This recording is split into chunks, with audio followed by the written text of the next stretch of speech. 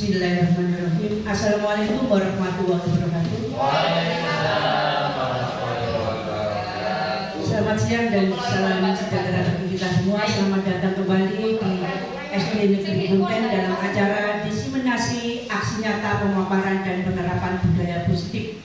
Dalam hal ini akan disampaikan oleh calon guru penggerak angkatan ke-11, tepatnya hari Selasa 27 Agustus 2024. Marilah acara kita awali dengan bacaan basmalah. Bismillahirrahmanirrahim.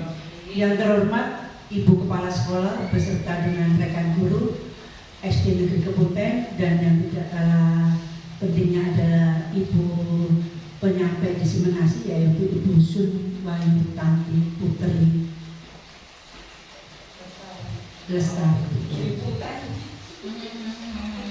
Bapak Ibu yang terhormat, mengawali acara tadi kami sampaikan alhamdulillahirabbil alamin, pada kesempatan siang hari ini kita selalu dalam keadaan sehat lahir dan batin, bisa mengikuti acara diseminasi dari awal sampai akhir nanti. Semoga perjalanan kita ini mendapatkan catatan amalan yang baik dari Allah Subhanahu wa Ta'ala. Berikutnya akan langsung saja disampaikan oleh Bu Sunwayu Tanti dalam aksi nyata pemaparan penerapan budaya positif. Untuk Ibu Sunwayu Tanti kita beri aplaus.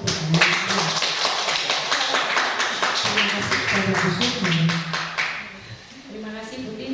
Bismillahirrahmanirrahim. Assalamualaikum warahmatullahi wabarakatuh. Selamat siang, salam sehat dan bahagia untuk Bapak Ibu guru semuanya. Yang saya hormati Ibu Kepala SDN Kepunten dan Bapak Ibu guru SDN Kepunten. Di sini saya akan mendiseminasikan aksi nyata modul 1.4, yaitu tentang penerapan budaya positif di SDN Kepunten. Bapak Ibu, pada diseminasi ini, di sini saya bukan berarti yang paling pintar ataupun saya menggurui panjenengan semua, tetapi di sini saya berbagi pengalaman dari pengetahuan yang saya peroleh selama mengikuti CGP angkatan 11 ini. Pada diseminasi aksi nyata modul 1.4, yaitu pemaparan dan penerapan budaya positif. Sebelumnya perkenalkan, saya sendiri Sunwayu Tanti Dwi Putri, calon guru penggerak angkatan 11 kelas 121A Kabupaten Sidoarjo. Saya dibersamai oleh Ibu Fasilitator yaitu Ibu Thayyibatul Mahmuda dan pengajar praktik yaitu Bapak Hendra Pranata. Baik Bapak Ibu, sebelum menginjak atau saya memaparkan selanjutnya, saya minta Bapak Ibu guru biar nanti bisa fokus dan bersemangat mengikuti diseminasi yang saya paparkan. Saya minta Bapak Ibu untuk berdiri. Kita ice breaking sebentar. Berdiri, bisa keluar dari tempat duduknya sampai kanan kiri. Paungan sebelah sini, paungan ya sebelah sini sama di paungan. Kita ice breaking sebentar nih, biar tidak ngantuk karena siang.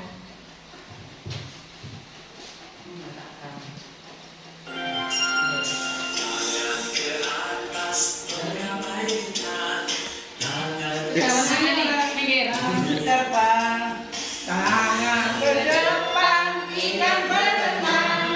Tangan ke kaki, siap berdoa. Tangan diputar, lunggu-lunggu, tangan digulung. Jangan bertunda, kiri, kanan, sebelah, siap berdoa. Satu jari kiri, jari kanan, dua jari kiri, jari empat, dua kamera cekrek. 3 jari kiri menjadi 6, membarat tangan 4 jari kanan, 4 jari kiri menjadi 8, 2 telinga rinci 5 jari kanan, 5 jari kiri menjadi 10, siap berdoa.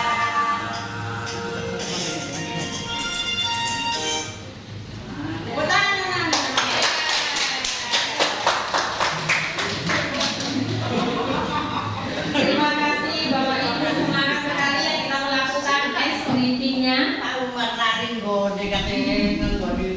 Iya, terlalu semangat Pak Umar.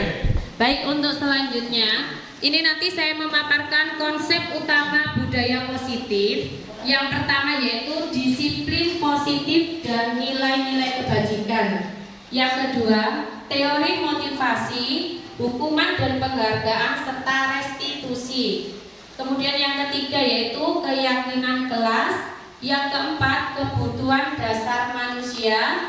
Yang kelima, posisi kontrol. Dan yang keenam yaitu segitiga restitusi. Baik, untuk yang pertama yaitu disiplin positif dan nilai-nilai kebajikan. Baik Bapak Ibu, ini ada game ya. Game saya meminta nanti Bapak Ibu berpasangan.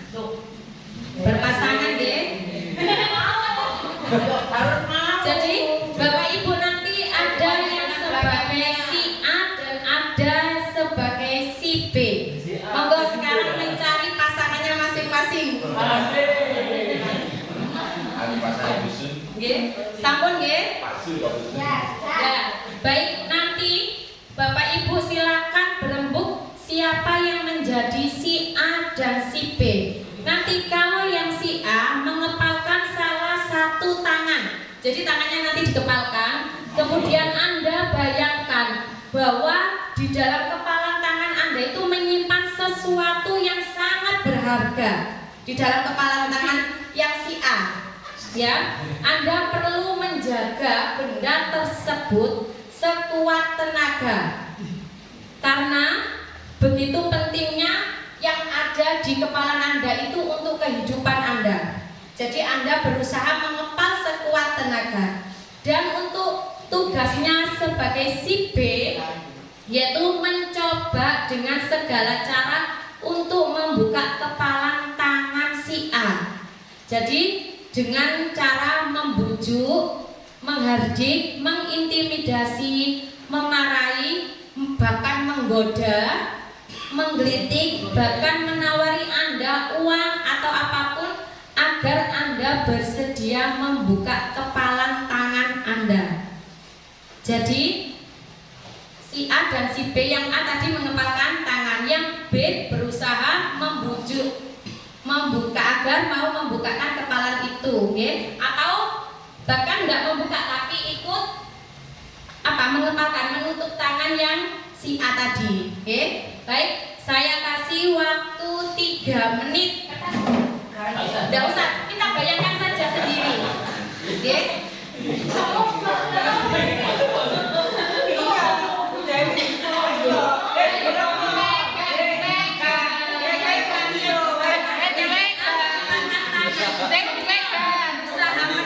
Terus bayang dong ini Pak Umar, bayang Pak Umar. Oke, ini bayang dong, Dewi. Oke, Hasan sama Bu Nani yang menjadi Bu Nani yang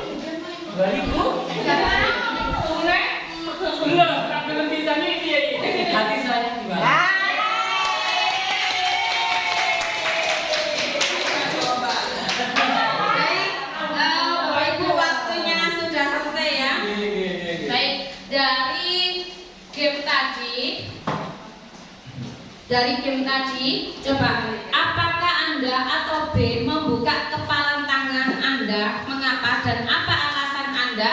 Atau B membuka kepalan tangan Anda? Jadi tadi mungkin ada yang membuka kepalan tangannya, ada yang terbuka, terkena bujuk rayunya, terbuka, Butin. Oke, kenapa Butin? Karena dengan rayuan, dengan aku dipokok sopor lah. Karena saya itu sangat mencintai apa yang ada di sini. Saya berikan apa gelem kakak. Ini adalah tulisannya adalah suami saya.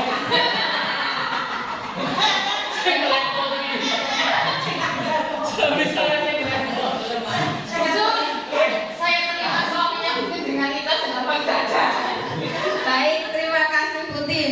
Itu tadi Butin membukakan kepalan tangannya. Coba yang tadi yang tidak membuka kepalan tangannya siapa? Bu Dewi. Bu Dewi sama Pak Umar. Kenapa Bu Dewi tidak mau membukakan kepalan tangannya? Nggak mau. Kenapa Bu Dewi? Isinya uang banyak. Isinya uang banyak. Jadi sangat berharga untuk Bu Dewi. Ya mau nikah sama lewat.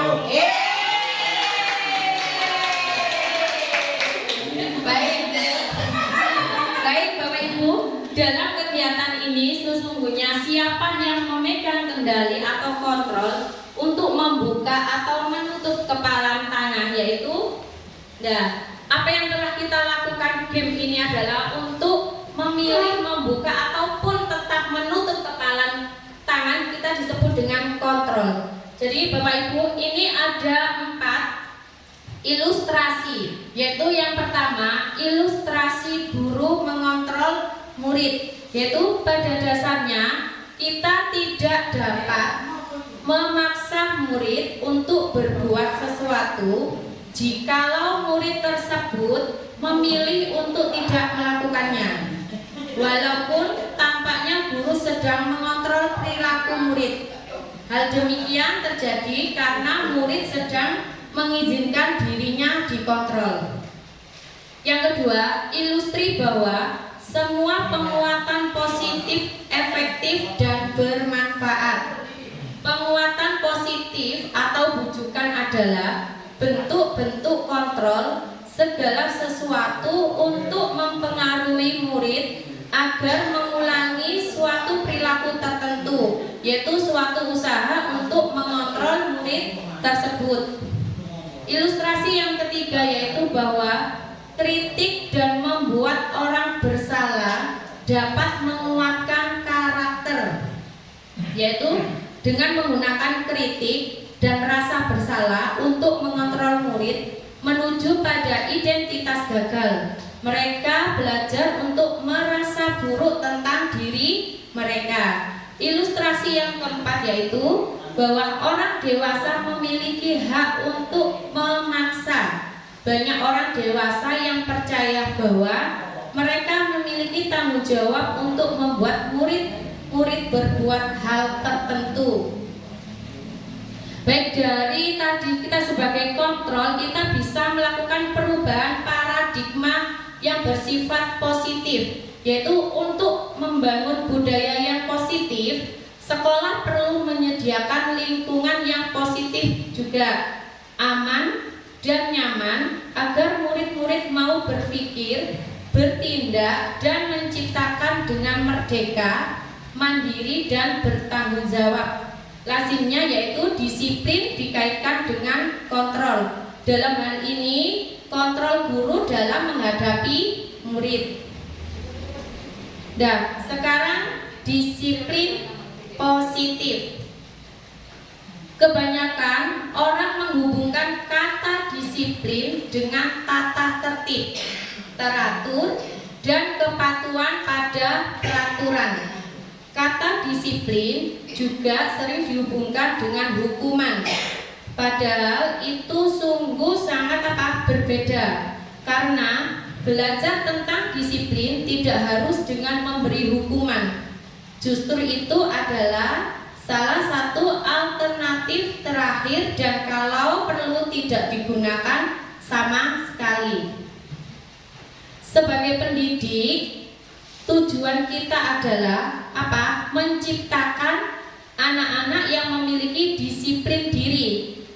sehingga mereka bisa berperilaku dengan mengacu pada nilai-nilai kebajikan universal dan memiliki motivasi intrinsik bukan ekstrinsik, yaitu motivasi yang berasal dari dalam dirinya bukan dari luar. Lah, maka itu akan tercipta yaitu disiplin positif, di mana disiplin positif itu merupakan salah satu cara menerapkan disiplin yang bertujuannya untuk menumbuhkan kesadaran serta berberdayakan anak untuk melakukan sesuatu tanpa sogokan, ancaman maupun hukuman. Nah, sekarang yaitu nilai-nilai kebajikan universal. Agar disiplin positif itu dapat terlaksana dengan baik, kita harus mengetahui nilai-nilai kebajikan universalnya. Nilai-nilai kebajikan itu adalah sifat-sifat positif manusia yang merupakan tujuan mulia yang ingin dicapai setiap individu. Nilai-nilai tersebut bersifat universal dan lintas bahasa, suku, bangsa, agama maupun latar belakang, di mana setiap perilaku atau perbuatan itu memiliki suatu tujuan serta mengaitkan nilai-nilai kebajikan yang diyakini seseorang itu, maka motivasi intrinsiknya akan terbangun sehingga menggerakkan motivasi dari dalam untuk dapat mencapai tujuan mulia yang diinginkan. Dari tadi tujuan mulianya yaitu ini ada nilai-nilai kebajikan yang tadi tujuan mulianya yaitu yang ingin dicapai oleh setiap anak di Indonesia, yaitu yang kita kenal dengan apa? Profil pelajar Pancasila. Ada berapa Bapak Ibu profil pelajar Pancasila nilainya? Ada 6. Coba biar kita selalu mengetahui nilai-nilai kebajikan yang bisa kita terapkan, yang nanti kita bisa wujudkan dalam disiplin positif. Mungkin ada yang mau membantu memimpin menyanyi profil pelajar Pancasila, pelajar Pancasila. Monggo Bu Indah, monggo Bu Indah. Bersama-sama Dek. Monggo Bapak Ibu berdiri semua.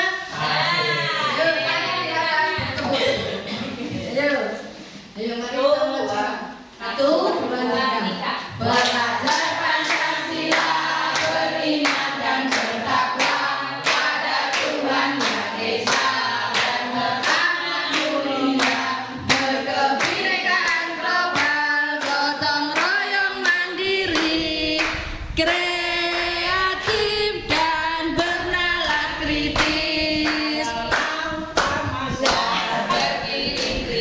Terima kasih. Silakan duduk kembali. Terima kasih Bu Indah sudah mau memimpin menyanyikan pelajar Pancasila. Saya sendiri yang malah lupa. Baik, untuk selanjutnya yaitu kita menginjak ke materi yang kedua, yaitu teori motivasi, hukuman dan penghargaan serta restitusi. Untuk yang pertama yaitu motivasi perilaku manusia. Bapak Ibu, pada motivasi perilaku manusia, coba kita tanyakan pada diri kita sendiri, bagaimana perilaku kita selama ini. Apa yang kita lakukan itu, yang selama ini, apakah kita melakukannya itu karena dorongan dari lingkungan atau sesuatu hal, atau bahkan kita melakukan sesuatu itu karena rasa ketidaknyamanan kita. Mungkin ada rasa benci ataupun rasa ingin memiliki sesuatu. Lah di sini Bapak Ibu ada 3 motivasi perilaku manusia. Yang pertama yaitu untuk menghindari ketidaknyamanan atau hukuman. Di sini untuk menghindari ketidaknyamanan atau hukuman ini termasuk motivasi perilaku manusia yang paling paling rendah. Karena apa? Karena pada motivasi ini seseorang melakukan sesuatu itu karena ingin menghindari dari permasalahan atau menghindari yang bisa berpengaruh pada psikis maupun psikologis. Nah, motivasi ini yaitu motivasi yang tumbuh dari eksternal atau dari luar. Untuk motivasi yang kedua yaitu untuk mendapatkan imbalan dari orang lain atau institusi. Untuk motivasi yang kedua ini levelnya atau posisinya berada di atas dari posisi yang pertama atau dari motivasi yang pertama. Dan pada motivasi yang kedua ini seseorang melakukan itu karena mengharapkan penghargaan, imbalan ataupun pujian. Jadi ini juga termasuk motivasi eksternal, bukan dari diri. Sedangkan untuk yang ketiga yaitu motivasi yang ketiga, motivasi untuk menghargai diri sendiri. Jadi motivasi yang ketiga ini merupakan motivasi yang paling tinggi. Karena seseorang itu melakukan sesuatu karena meyakini akan nilai-nilai yang ada pada dirinya atau nilai-nilai yang disiplin positif. Jadi memiliki tujuan untuk mewujudkan disiplin positif. Jadi motivasi yang ketiga ini merupakan motivasi internal atau yang tumbuh dari dalam. Untuk selanjutnya yaitu hukuman dan penghargaan serta restitusi. Hukuman maupun penghargaan dikatakan memacu pada identitas gagal atau salah ya. Menurut Alfikon mengemukakan baik penghargaan maupun hukuman adalah cara-cara mengontrol perilaku seseorang yang menghancurkan potensi untuk pembelajaran yang sesungguhnya. Bahwa penghargaan berlaku sama dengan hukuman. Jadi penghargaan dan hukuman itu adalah artinya sama. Dalam arti meminta atau membujuk seseorang untuk melakukan sesuatu untuk memenuhi kebutuhan suatu tujuan tertentu dari orang yang meminta atau membujuk. Dorongannya eksternal dan akan ada faktor ketergantungan serta ada beberapa dampak dari pemberian penghargaan. Berikut adalah perbedaan hukuman dan konsekuensinya. Untuk hukuman yaitu sesuatu yang menyakitkan harus terjadi. Sedangkan untuk konsekuensinya sesuatu harus terjadi. Yang kedua, membuat anak sakit dari fisik maupun hati, dan itu untuk jangka yang waktu lama. Sedangkan untuk konsekuensinya membuat anak merasa tidak nyaman dalam jangka waktu pendek. Yang ketiga yaitu anak membenci kedisiplinan. Sedangkan konsekuensinya anak menghargai disiplin. Untuk yang keempat, perbedaan yang keempat yaitu paksaan. Kalau konsekuensinya stimulus serta tanggapan. Untuk hukuman yang kelima yaitu mendorong anak menyakiti dirinya sendiri. Untuk konsekuensi mendorong anak agar mudah menyesuaikan diri. Selanjutnya itu konsep diri yang buruk. Untuk konsekuensinya konsep diri yang baik. Dan perbedaan selanjutnya anak belajar untuk menyembunyikan kesalahan. Konsekuensinya anak belajar untuk mematuhi peraturan. Perbedaan yang terakhir, marah, rasa bersalah, dipermalukan, merasa tidak dihargai. Sedangkan untuk konsekuensinya kehilangan hak, dibuat tidak nyaman, diasingkan untuk sementara. Ya, Bapak Ibu, kita sudah mengetahui perbedaan dari hukuman dan konsekuensi. Untuk sama-sama kita belajar biar lebih memahami perbedaan dari hukuman dan konsekuensinya. Monggo Bapak Ibu kita berembuk bersama-sama. kita bertukar, saling bertukar pikiran.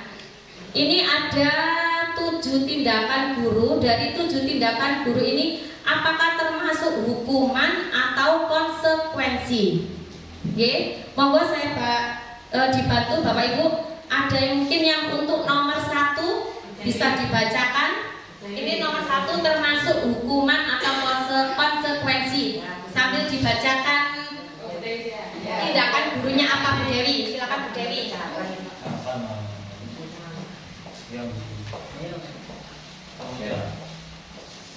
Tindakan guru yang pertama Bu Dewi. 1. Mencatat 100 kali di dalam buku kalimat. Saya tidak akan terlambat lagi karena terlambat ke sekolah. Hukuman atau Konsekuensi. Bu Dewi. Konsekuensi. Kita lihat nanti. Yang lain. Baik, menurut Bu Dewi, tindakan guru yang pertama yaitu mencatat 100 kali di dalam buku kalimat. Saya tidak akan terlambat lagi karena terlambat ke sekolah. Menurut Bu Dewi, konsekuensi. Bagaimana menurut Bapak Ibu? Nah, betul. Nomor 1 adalah hukuman. Tidak apa-apa. Baik, kita di sini sama-sama belajar. Baik, untuk yang kedua, monggo. Pak Umar, Nomor 2, lari mengelilingi lapangan basket 2 kali karena terlambat hadir di sekolah. Bisa hukuman. Baik, kita lihat ya Pak Umar. Hadiahnya diambil. Terima kasih. Baik, untuk yang tindakan guru yang ketiga sebelah sini belum. Murid diminta untuk push up 15 kali karena tidak menggunakan masker ke sekolah, termasuk hukuman.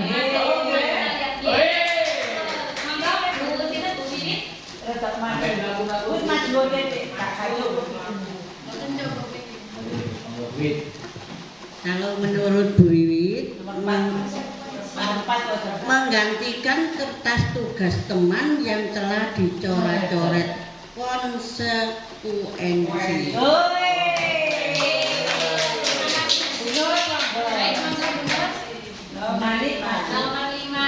Membersihkan tumpah kain di meja tulis karena tersenggol pada baca. Konsekuensi.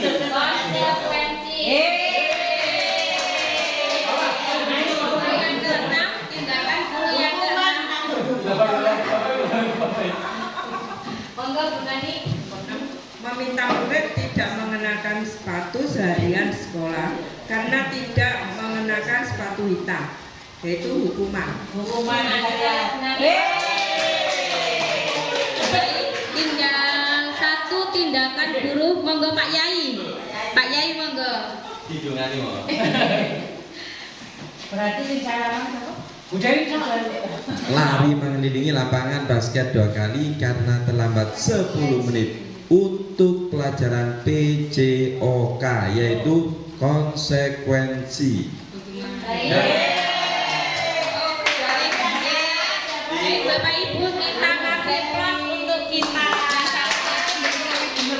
Terima kasih Bapak Ibu karena sudah mau bertukar pikiran untuk menjawab tindakan guru termasuk hukuman atau konsekuensi. Baik, untuk selanjutnya yaitu tentang apa itu restitusi. Mungkin ini mungkin bagi Bapak Ibu guru mungkin baru mendengar apa sih itu restitusi. Ya Bapak Ibu.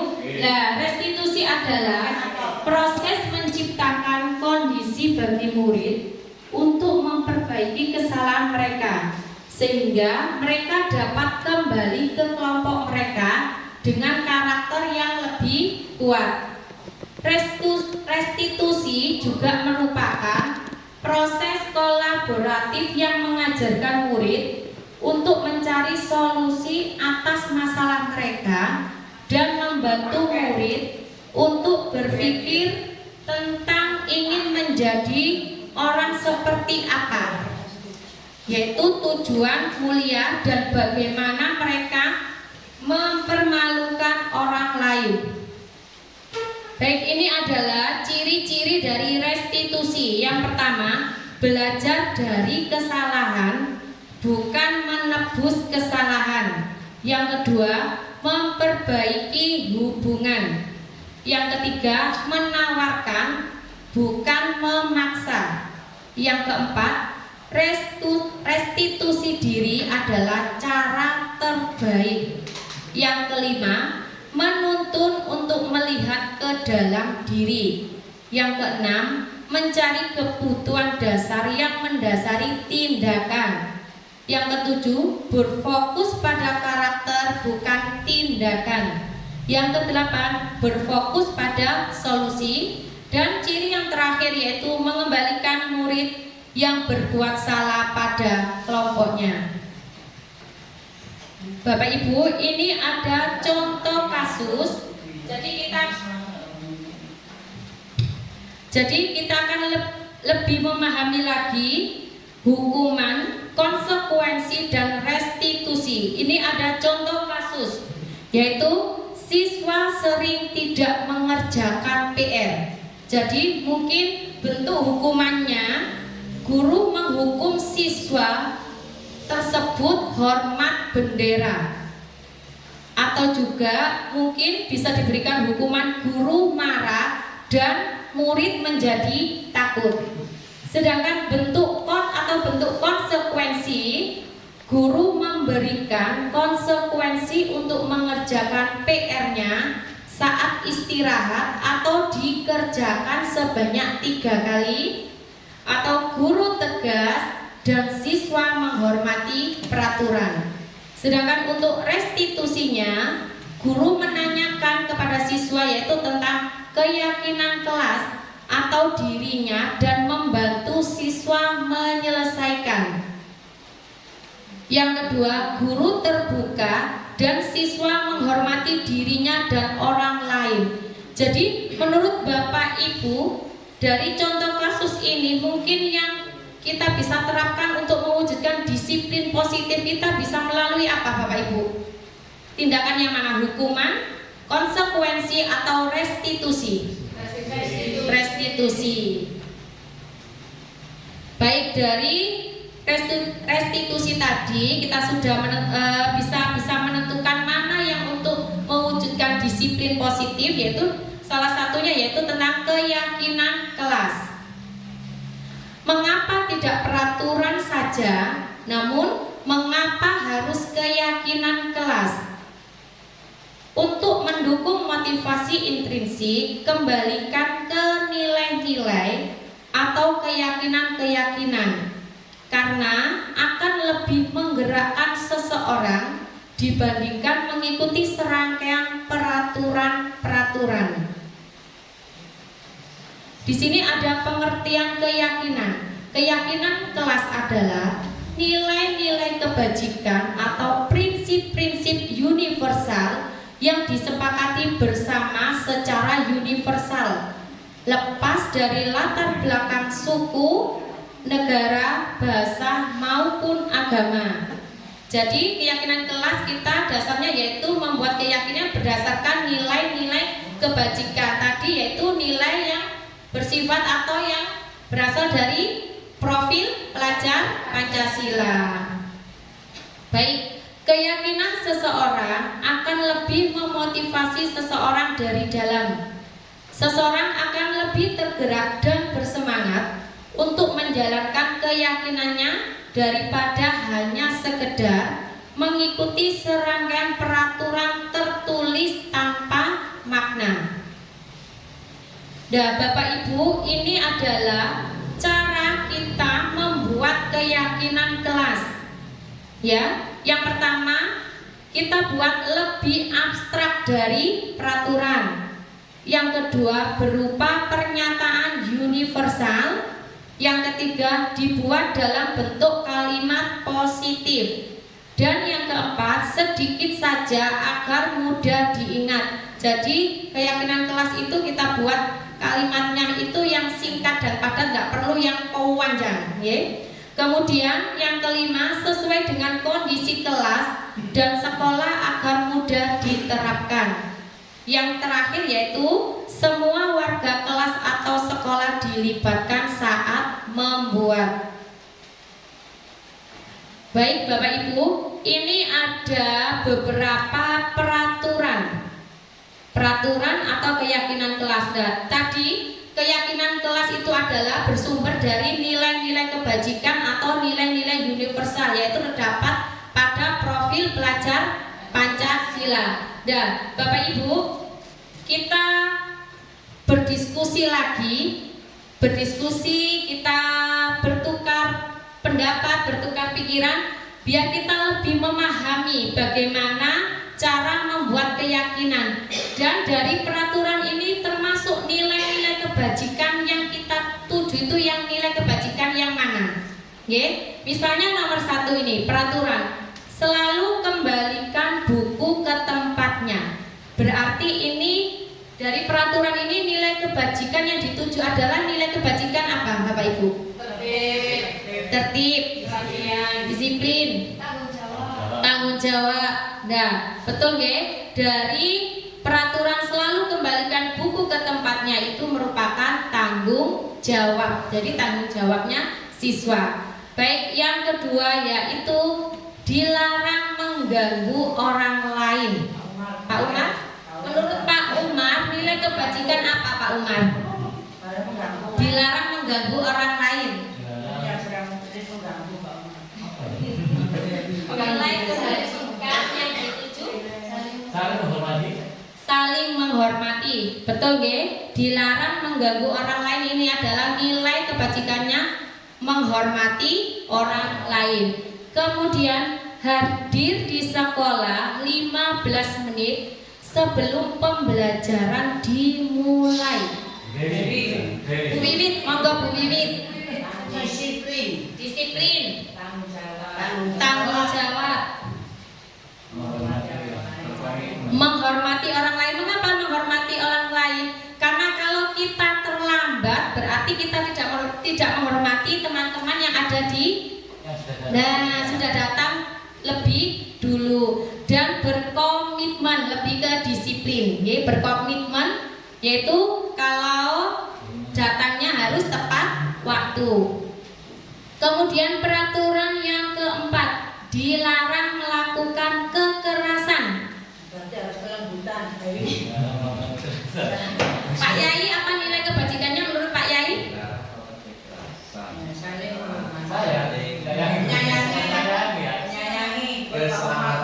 Keselamatan. Nah, betul. Dilarang melakukan kekerasan yaitu nilai kebajikannya dituju keselamatan dan menghormati orang lain. Untuk keyakinan kelas selanjutnya yaitu dilarang menggunakan narkoba. Kesehatan, betul Bu Nani, terima kasih.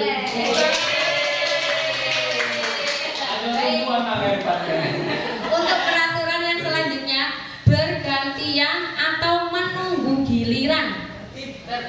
Tertib, tanggung jawab, menghormati orang lain, Dan peraturan yang selanjutnya, gunakan masker. Kesehatan, betul, kesehatan dan keselamatan. Kemudian peraturan yang terakhir, jangan berlari di kelas atau koridor. Keselamatan, betul, dan keamanan. Baik, terima kasih Bapak Ibu. Untuk selanjutnya yaitu ini adalah diskusi dalam membuat keyakinan kelas yang sudah saya lakukan, yang sudah saya terapkan di kelas 6B. Ini anak-anak, ini dokumentasi. Dan ini sudah berupa keyakinan kelas dari 6B yaitu disiplin, dari tugasnya, tertib, respek, kebersihan, dan gadget. Ya, ini sekilas. Kalau disiplin datang tepat waktu, kalau tugas bertanggung jawab menyelesaikan tiap tugas dan menyelesaikannya tepat waktu. Kalau di tertib memakai seragam dan menjaga ketertiban selama pelajaran. Kalau respect yaitu hormat pada guru, murid, sesama teman, dan pegawai di sekolah. Untuk kebersihan, selalu menjaga kebersihan di sekolah maupun di lingkungan sekolah dengan cara membuang sampah pada tempatnya. Kalau gadget ini dilarang memakai handphone selama pelajaran berlangsung kecuali bapak atau ibu guru yang meminta untuk membawa HP biasanya sebagai media pembelajaran. Nah, baik Bapak Ibu, biar kita bersemangat lagi, kita ice breaking sebentar, kita joget-joget. Monggo Bapak Ibu, keluar dari tempat duduknya.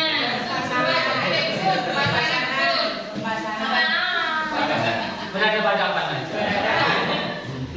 Kita joget dulu.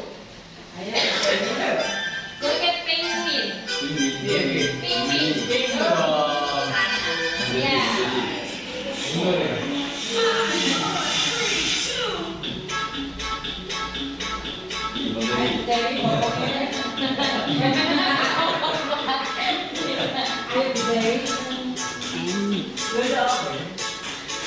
Awet diputer. Kau apa? Kau pendek kau. Balik putarnya.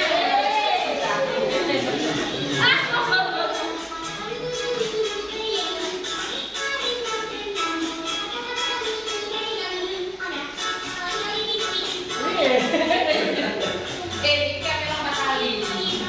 Mana kan kayak tahu penting.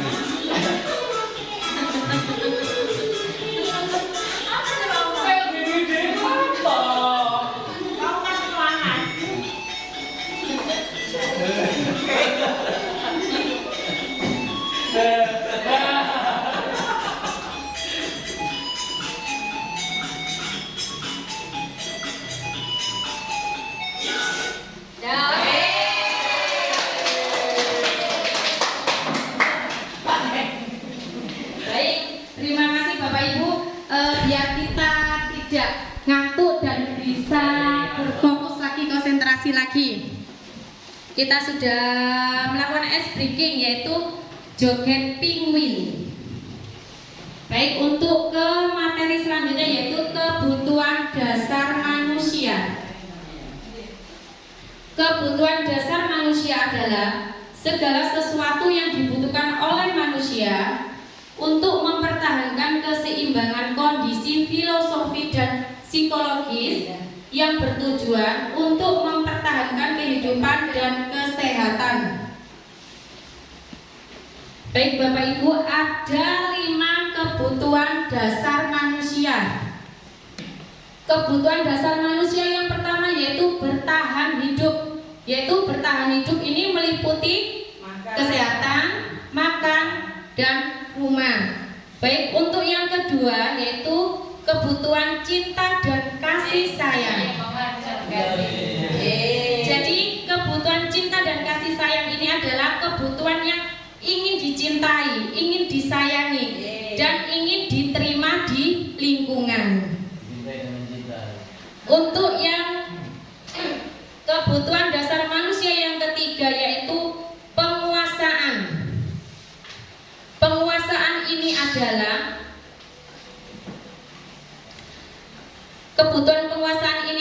kebutuhan yang ingin diakui oleh orang lain atas kelebihan dirinya.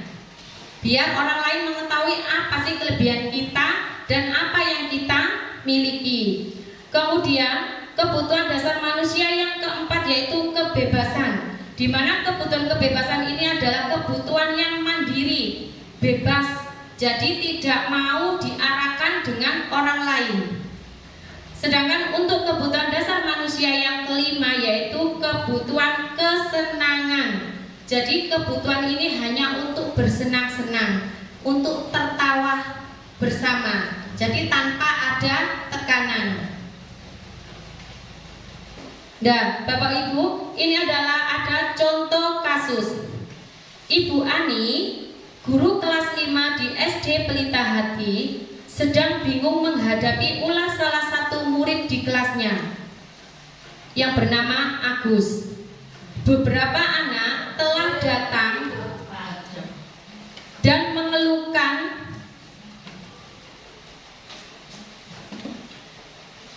Monggo Pak Arjo. Saya lanjut ya. Beberapa anak telah datang dan mengeluhkan Agus yang sering kali meminta bekal makan siang mereka dengan paksa. Dan jika Anda menghadapi situasi seperti Ibu Ani, apa yang Anda lakukan? Menurut Anda, kira-kira apa alasan Agus melakukan hal itu? Ya, Bapak Ibu, mungkin sering ya bolak-balik kita berdiskusi lagi. Ini tujuannya yaitu agar kita lebih memahami materi dari yang saya sampaikan. Baik, Bapak Ibu, kita berdiskusi lagi. Dalam konteks penerapan disiplin positif, Ibu Ani sebaiknya mencari tahu alasan Agus melakukan tindakan tersebut agar mengetahui kebutuhan mana yang sedang berusaha dipenuhi Agus. Baik dari kasus tadi, kita tidak boleh langsung menyalahkan Agus, kita tidak boleh menghukum Agus atau langsung memberikan konsekuensi, tetapi kita harus mencari tahu alasannya apa Agus melakukan perbuatan tersebut.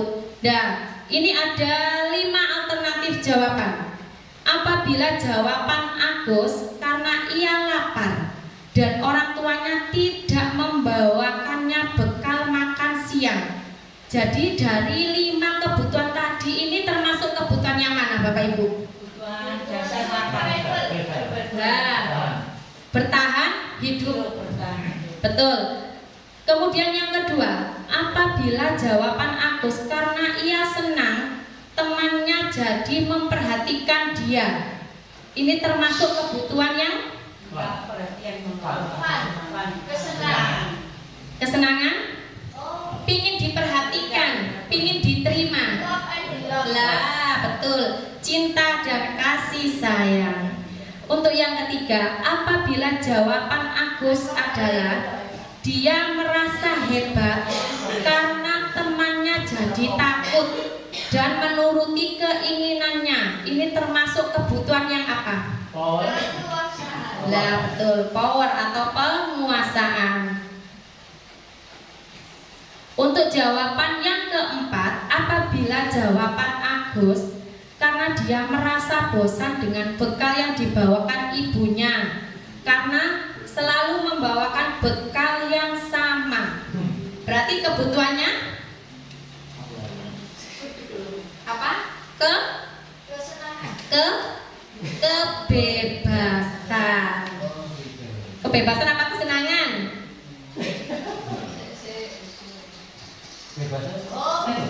Kebebasan, pingin bebas. Kemudian alternatif jawaban yang kelima, apabila jawaban Agus adalah karena iseng saja dan dia menikmati ekspresi wajah temannya yang kesal karena diambil makanannya. Ini berarti kesenangan, kesenangan.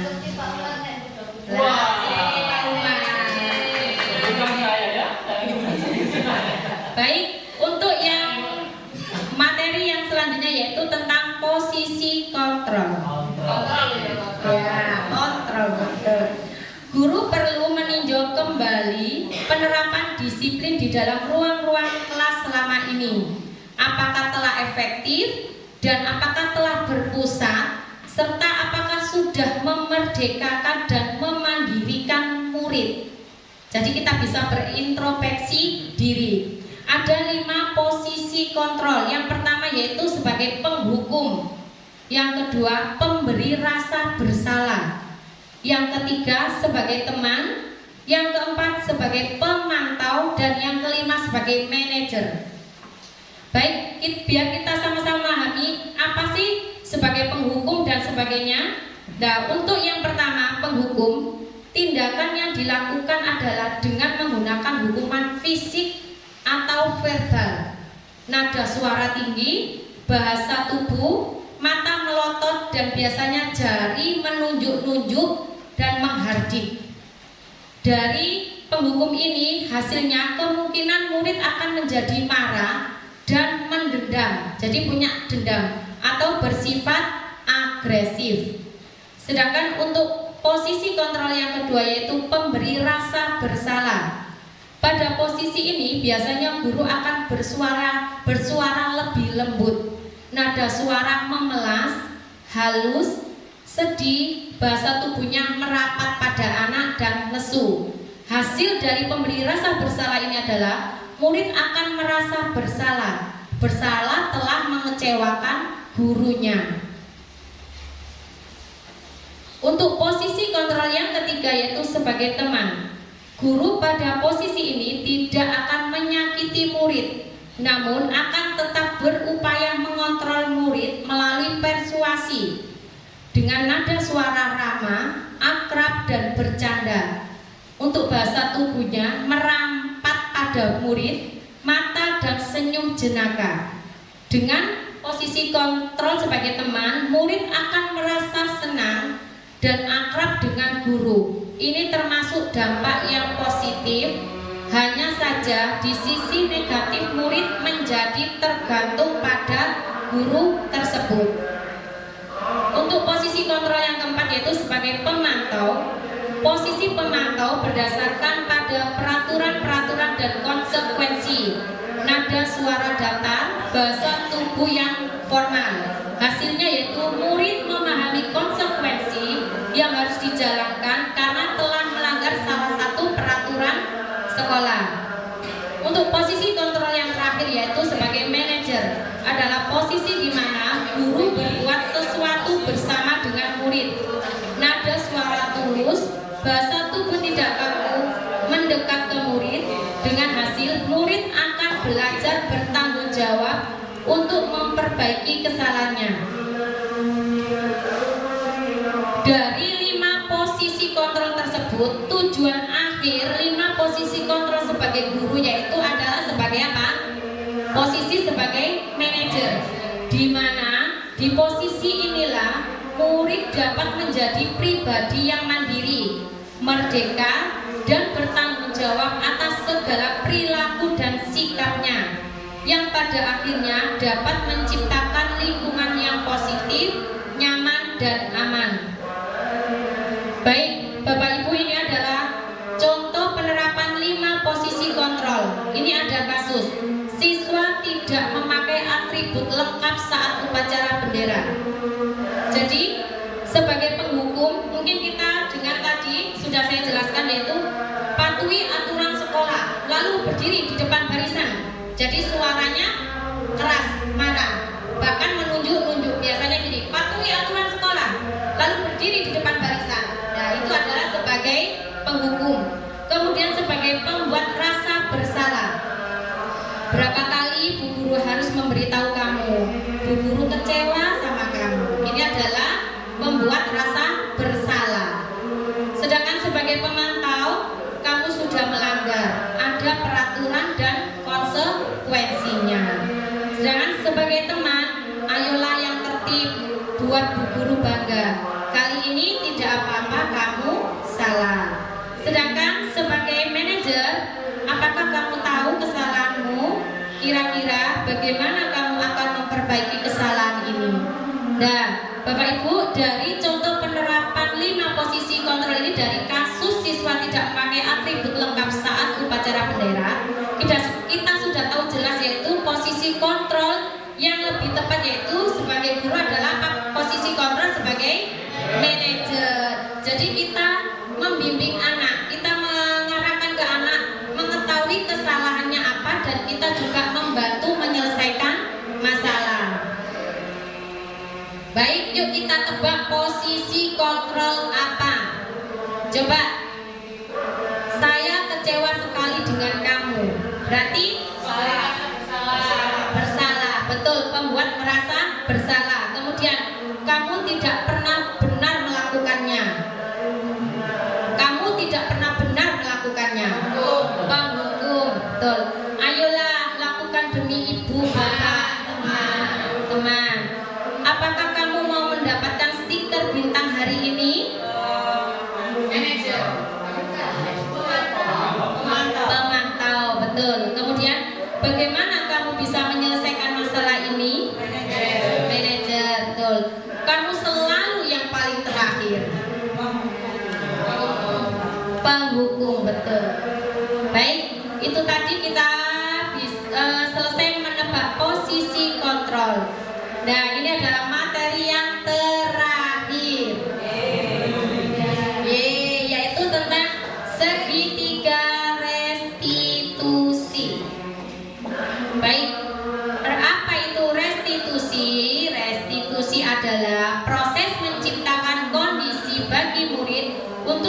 memperbaiki kesalahan mereka sehingga mereka bisa kembali pada kelompok mereka dengan karakter yang lebih kuat.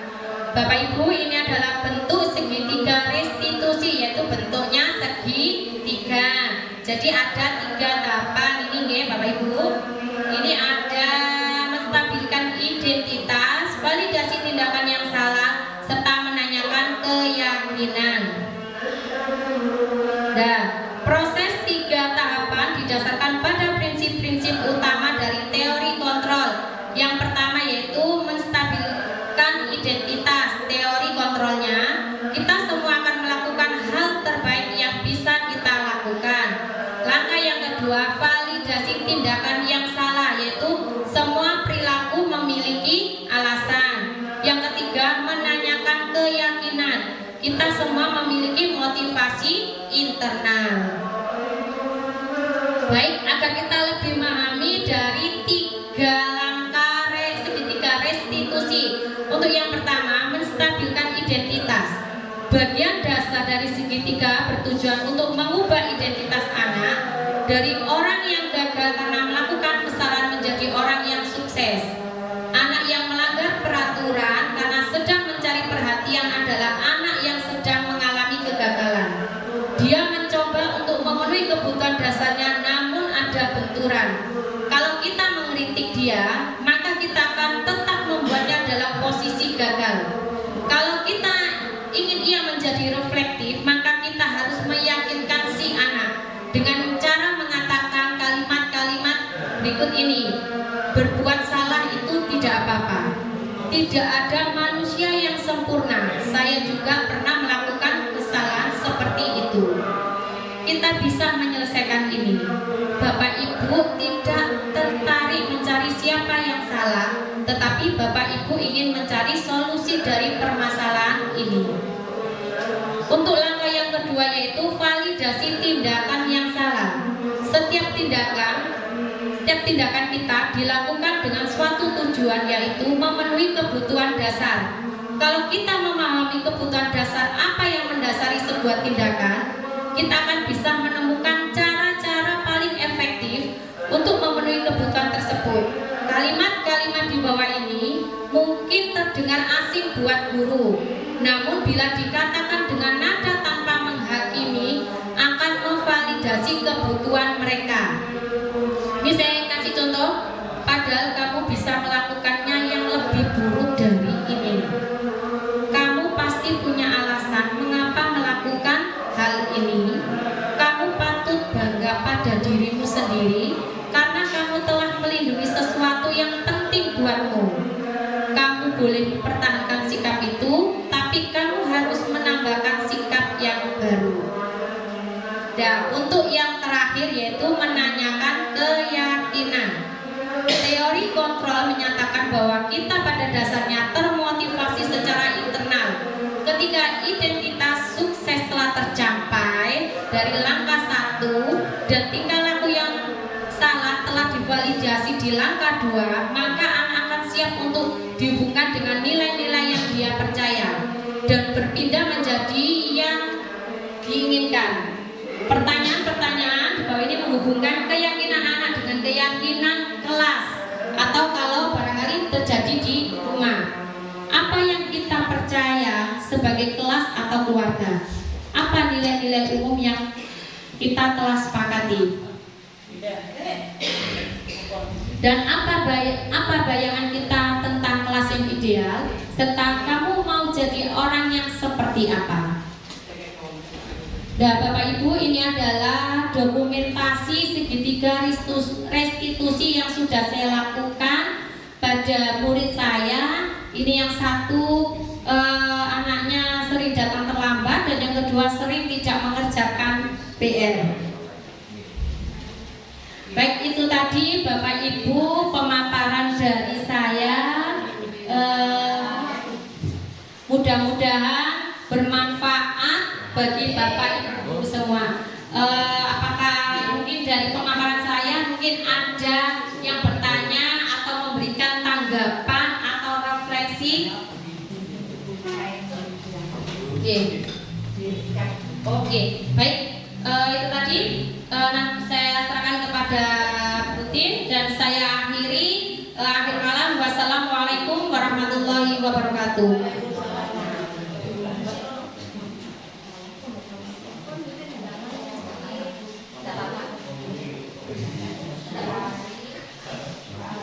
Sesuai dengan kesepakatan kita tadi bahwa acara akhir adalah ada semacam tanggapan atau pertanyaan. Mungkin dari Bapak Ibu ada yang mau bertanya, monggo. Sudah sangat jelas sekali. Jadi saya saja mewakili untuk sebagai kesimpulan saja. Di sini ada guru maupun ada sekolah itu yang siswanya atau sekolahnya itu tidak boleh pakai gadget. Bagaimana tanggapan Ibu dengan pemakaian gadget itu dilihat dari keyakinan positif ya, yang tadi Ibu sudah mengadakan keyakinan kelas tadi. Terima kasih.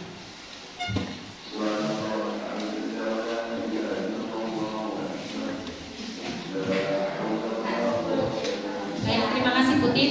Memang kesepakatan kelas kita tidak boleh membawa gadget ya Bu. Tetapi kalau untuk hal yang positif atau dalam pembelajaran kita izinkan dan kita izin dulu ke orang tua. Misalnya besok ada pembelajaran kita seperti saya Bu, saya menggunakan ulangan itu tidak pakai kertas lagi Bu, tapi saya berbasis IT.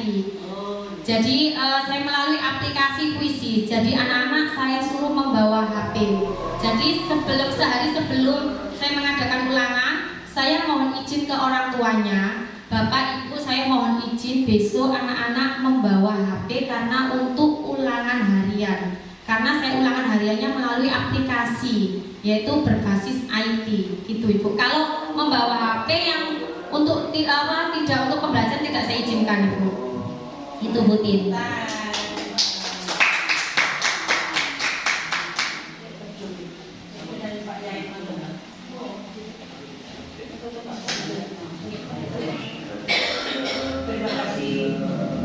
Terima kasih untuk semuanya, busuk sekalian. Dan yang terakhir saya tutup dengan, mari kita tutup dengan bacaan hamdalah. Alhamdulillah.